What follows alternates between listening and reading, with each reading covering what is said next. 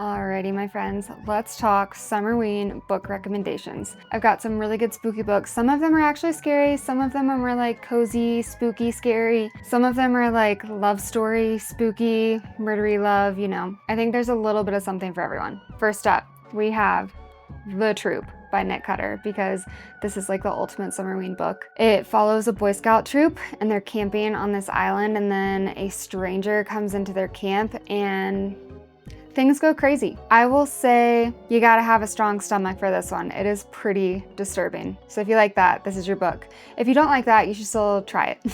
Next up, we have Breathe In, Bleed Out by Brian McAulty. This is like a quintessential summer slasher. It's set like down in the desert and they go to this wellness retreat and then things get bloody. Also, this author wrote some really fun Christmas horror like novellas. It's called Candy Cane Kills.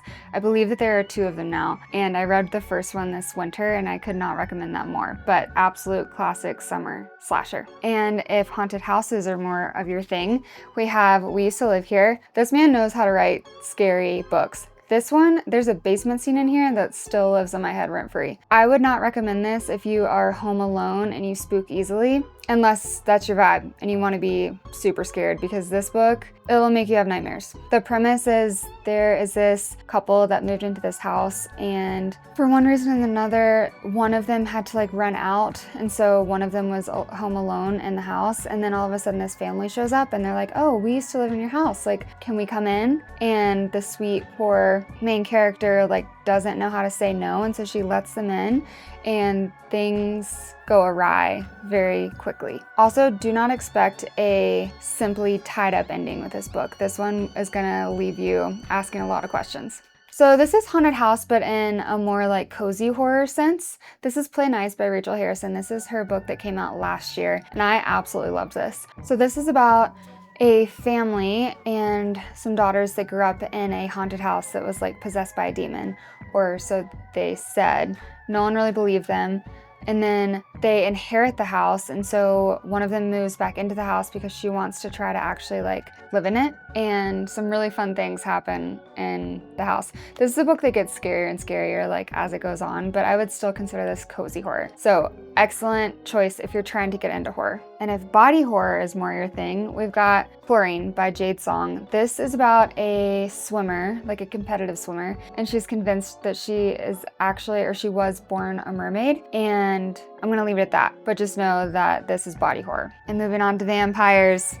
So we have the Southern Book Club's Guide to Slaying Vampires by Grady Hendrix. I read this last summer. I thought that it was a great Summerween book. The setting is like in the South, it's hot, and there are vampires in it. It's very like, there's a lot of domestic vibes to it, like literal housewives, but I had a really good time. I thought it was really fast paced. The humor in it is pretty good, like the banter. I liked the characters. I thought it was a really fun premise. Next up, we've got The Drowning Woman. This is not horror, this is more so thriller, but it is set by the sea and beach. And so I just read this recently, and it has some really good twists in it. It's not necessarily Halloween-y or spooky, it's just like a really fast-paced thriller that is set by the ocean, and so I feel like it could be a really good fit if that's something that you're looking for. Next up, we have The Thicket. This, I will warn you, this does read kind of young because all of the characters are in high school, but the setting in this and the premise is perfect for Summerween because it's set like around Halloween and it's all about a carnival, and in the very beginning you hear a story, or you read the story of someone getting murdered at this like haunted house festival thing, and it's the story of teenagers like going back through the carnival, and it is really good. I would just say that it read a little bit young, like the language is young, but that's because they're in high school. All right, next up we're moving into some paranormal books, The Mean Ones, and this one I believe is technically a YA book, but the main character is 29. I loved this. It's about a girl who, she kind of has like some interesting psychological symptoms, if you will. She's told that it's just PTSD, but then she gets invited on this trip to the woods for like a cabin weekend kind of thing with her boyfriend and another couple, and some crazy stuff happens. So if you're going camping or you're like going to stay in a cabin in the woods and you want to be a little spooked, this is your book. Speaking of paranormal, we have a werewolf book. So Such Sharp Teeth by Rachel Harrison is about a girl who essentially realizes that she's a werewolf. And it's about her kind of like coming to terms with that and learning to live with it. Super great book. It just reminds me of like hot summer heat and hot summer nights and like howling at the moon and just like agitation. This would be another good one. It's also kind of more of like a cozy horror. It is a little gory though, I will say that, but fantastic read. And then while we're on the topic of werewolves, we do have a werewolf romance. Mate by Hazelwood, I feel like would fit the bill perfectly. If you're already in the mood for like spooky season werewolf paranormal romance, this is a good one. All I'm gonna say is a werewolf romance. I don't know how else to describe it. I will say that this is the second book to Bride. So it's a not a spinoff, but it's part of the Interconnected series. And so actually, if you haven't read Bride, you should also read that one because it's another werewolf romance. All right, bouncing around to another Rachel Harrison book, Black Sheep. This one is about cults and Satan. That's what I'm gonna say. Another cozy horror. This one is wild. This was actually my first Rachel Harrison book and I was hooked. It's pretty short, it moves really fast, and the ending is incredible. Like very atmospheric. I believe it's set, the whole thing is like set on kind of like a rural house with like a big barn. But yeah, this is a good one too. Now, Alchemy of Secrets by Stephanie Garber. This is also, I believe, YA. I could be wrong about that, but it's an urban fantasy, and what's cool and the reason that I picked this is that it is set on Halloween. Like there's a whole time component to this where they have to get something done before the end of Halloween, and so there's a lot of mention of Halloween and there's a lot of like magical realism in this book, and so it's really cool. It's set also, if you're into like movie theaters, that's kind of where the story like jumps off. Is there's a class that this girl is taking in a movie theater, and it's like about kind of lore all over LA. And yeah, I'll leave it at that. It was cool. All right, God of the Woods by Liz Moore. Everyone talks about this book, and for good reason. It is technically a thriller, I think, but it reads more like a mystery, and I will warn you that it is a slower burn.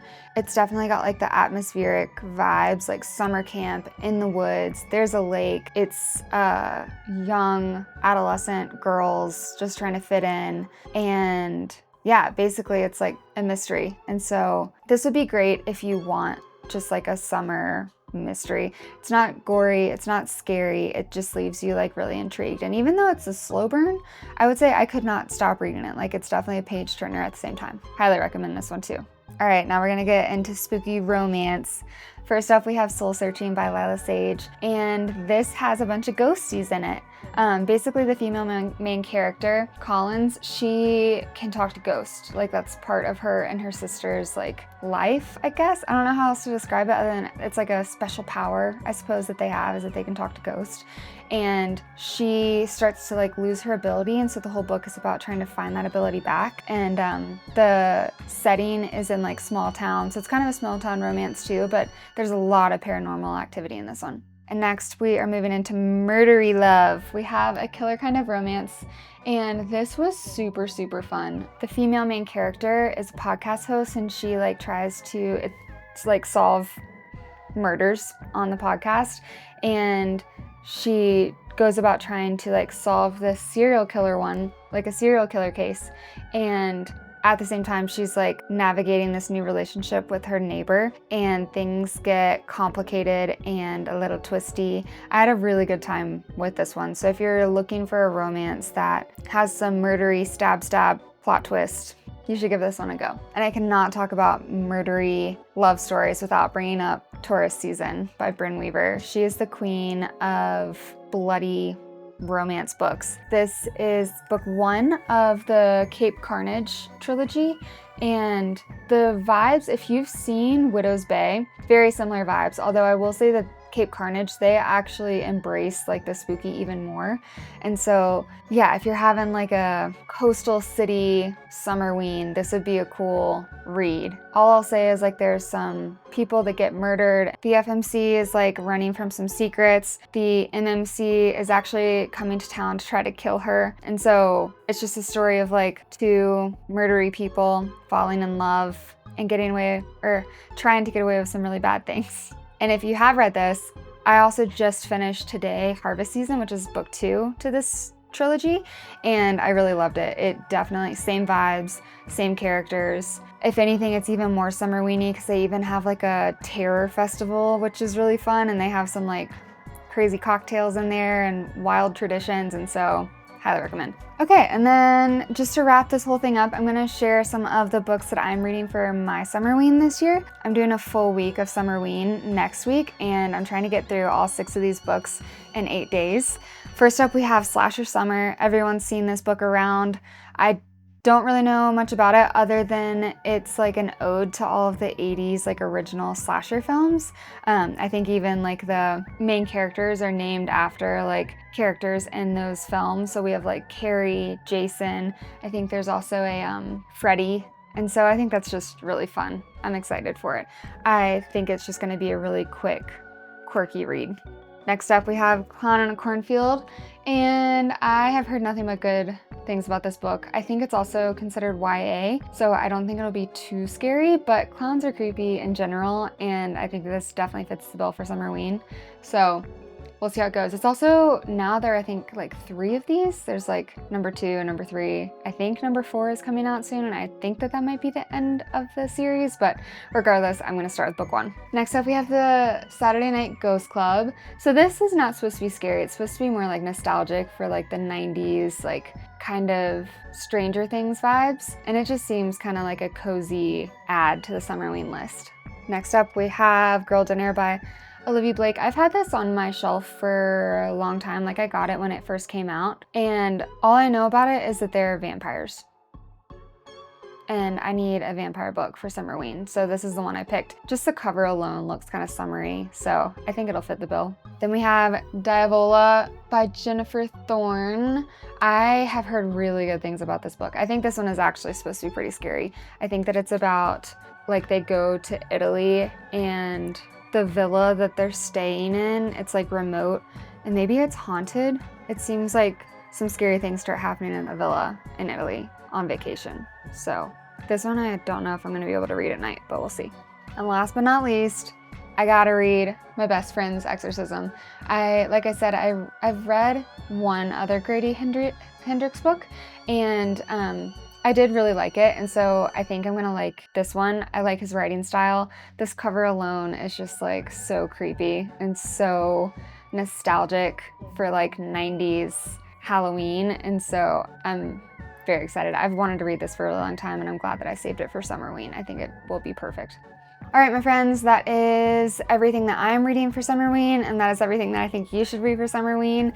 If anyone has any other recommendations for me, definitely drop them in the comments. I am like dedicating a whole week next week to celebrating Summerween. I'm gonna do a fun video for it, but I'm gonna probably be reading Summerween books through the end of July, so I've got some more time. And I'm in the mood for spooky season because it's like 100 and some degrees. It's actually 109 degrees today in Salt Lake City, so I'm gonna just cling to the spooky season as hard as I can to survive the rest of summer. I hope you guys enjoyed this video. Thank you so much for watching, and I will see you guys next week.